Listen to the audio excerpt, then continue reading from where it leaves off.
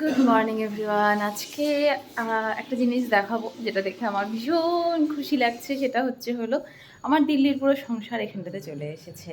এই প্রীতম আসার সময় তো শুধুমাত্র একটা ব্যাগের মধ্যে ওর যতটুকু দরকারি জিনিস ছিল রেখে মানে একদিনের জন্য থাকার সেগুলো নিয়ে এসেছিল। বাকি কিন্তু আমাদের যাবতীয় A to Z সব কিছু প্যাক করে দেওয়া হয়েছিল, মানে মুভার্স অ্যান্ড প্যাকার্সে ওরা প্যাক করে নিয়ে গেছিলো।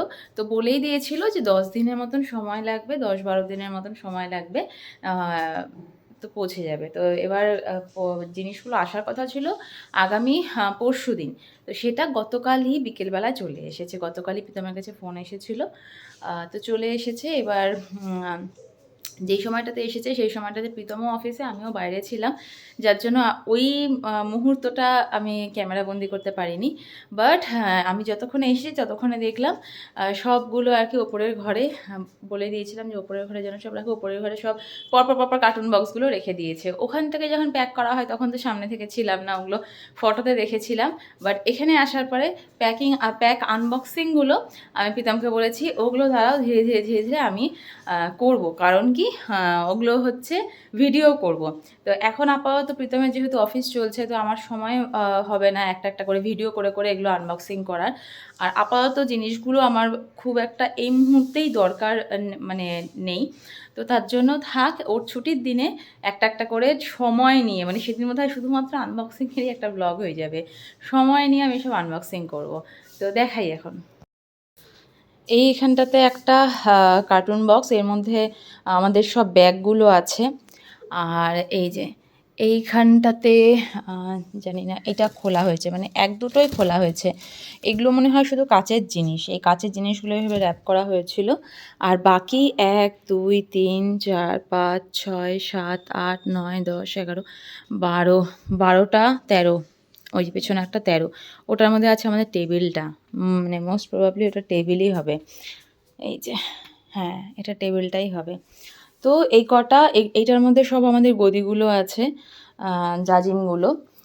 তো এইটা খোলা হয়েছে, শুধু কাচের জিনিস যেগুলোর মধ্যে আছে সেগুলো ওরা খুলে দেখিয়ে দিয়েছিল। ওই একটা আর এই একটা, বাকিগুলো কিন্তু পুরো ফুল প্যাকই আছে। এগুলো হচ্ছে খোলেনি, যেহেতু কাচের জিনিস ভেঙে গেছে নাকি দেখার জন্য ওদের প্রোটোকল, এই দুটো খুলে দেখিয়েছিল। তো এই হচ্ছে জিনিস, যেটা দেখে আমার মনটা খুব খুশি হয়ে গেছে যে না, ফাইনালি জিনিসগুলো হাতে পেলাম। খুব টেনশনে ছিলাম। তো ব্যাস, সকালটা আমি এটা দিয়ে শুরু করছি। এই যে রাতে আমি কটা আমন্ড ভিজিয়ে রেখেছিলাম, গতকাল প্রিয়ানের জন্য ভিজিয়েছিলাম, বাট দেখলাম প্রিয়ান তো খেলোই না, ফেললো খালি। তো এখন ওর মানে গোটা খাওয়ার সময় হয়নি, ওকে গ্রাইন্ড করে সুজি টুজির মধ্যে দিয়ে দেবো। আর হ্যাঁ, এটা থাক, আমি আগে নিচে থেকে একটু গরম জল খেয়ে আসি। এখন যাচ্ছি নিচে, আজকে একটু উঠতে দেরি হয়ে গেলো। প্রীতম এখন আজকেও বেরোবে ওই 9:30 পৌনে 10টা নাগাদ। তো খাওয়া দাওয়া করেই বেরোবে, দেখা যাক কী করা যায়। এই আমার গরম জল বসিয়ে দিয়েছি, আর তারপরে বসাবো দুধ গরমে। পোকো খাবে দুধ রুটি, আর বাপি মা আর প্রীতম 3জন খাবে চা। সকালবেলায় এই উষ্ণ গরম জলটা খাওয়ার পরে একটু ভালো লাগে। সারাটা রাত তো আর জল খাওয়া হয় না, পুরো রিহাইড্রেটেড হয়ে যায় না হলে পরে বডি। সকালে উঠে এই দু কাপ, এই কাপের 2 কাপ আমি পুরো উষ্ণ গরম জলটা খাই।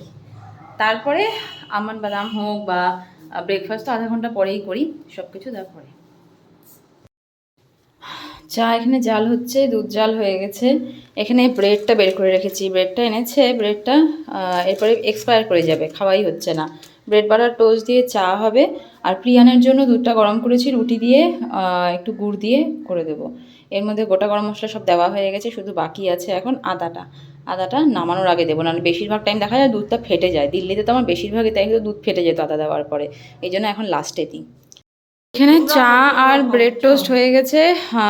এটা হচ্ছে বাপিমা প্রীতমের জন্য, আর ওখানটাতে দুধ রেখেছি। এই যে রুটি আছে, আর সকালে খেয়ে যাবো রুটি, তার জন্য আটা মাখাই আছে। তো প্রীতম গেছে পোকোকে নিয়ে ব্রাশ করাতে, ও এলে পরে তারপরে পোকোকে খাওয়াবো, ততক্ষণে এগুলো হয়ে যাক।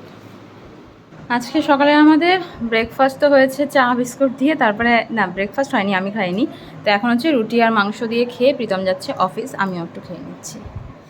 সারাদিন পর প্রীতমে যে আসলো, বৃষ্টির মধ্যে ভিজে বেচারা কতক্ষণ নৌকাঘাটে দাঁড়িয়েছিল বলে। বৃষ্টি এইটুকুর জন্য 1 ঘন্টা দাঁড়িয়ে আছে, মানে 1 মিনিটের রাস্তার জন্য 1 ঘন্টা দাঁড়িয়ে তারপরেও ভিজেই এসছে।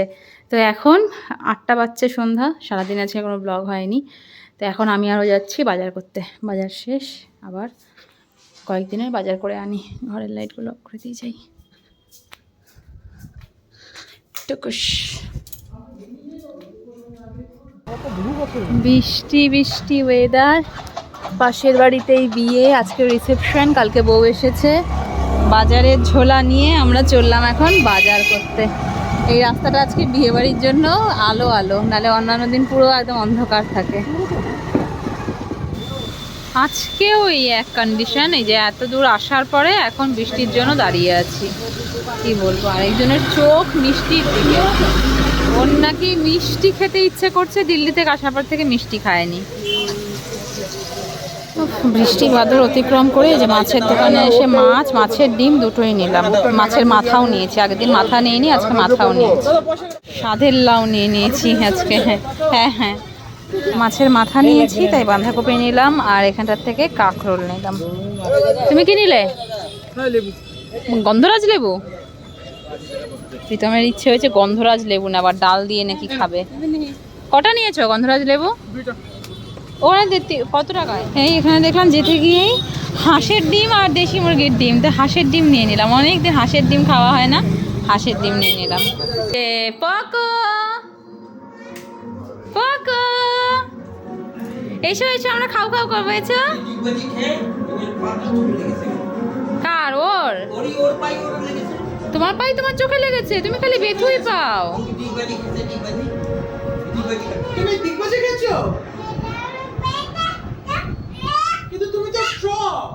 সারাদিন পর এই যে পাপাকে পেয়েছে, খাওয়া দাওয়া করে ছাদে চলে গেছে। ছাদে গিয়ে দুজনে খিচে খিচে হাসি পাচ্ছে। এখন আমিও যাচ্ছি, ঘরগুলো পরিষ্কার করে নিলাম একটু। ছাদে জামা কাপড় মেলে দিয়ে গেছিলাম, সকালবেলা মেলেছিলাম, তো এখন গিয়ে ওগুলো নিয়ে আসবো। কই রে, কি করছিলে?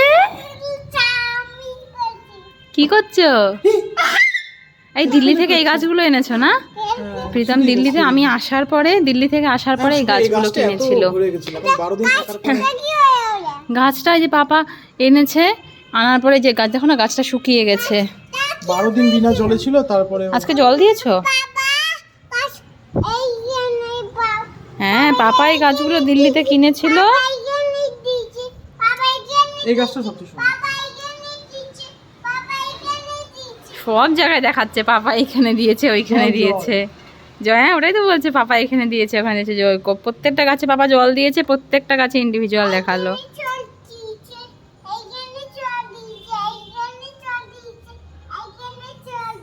বাবা,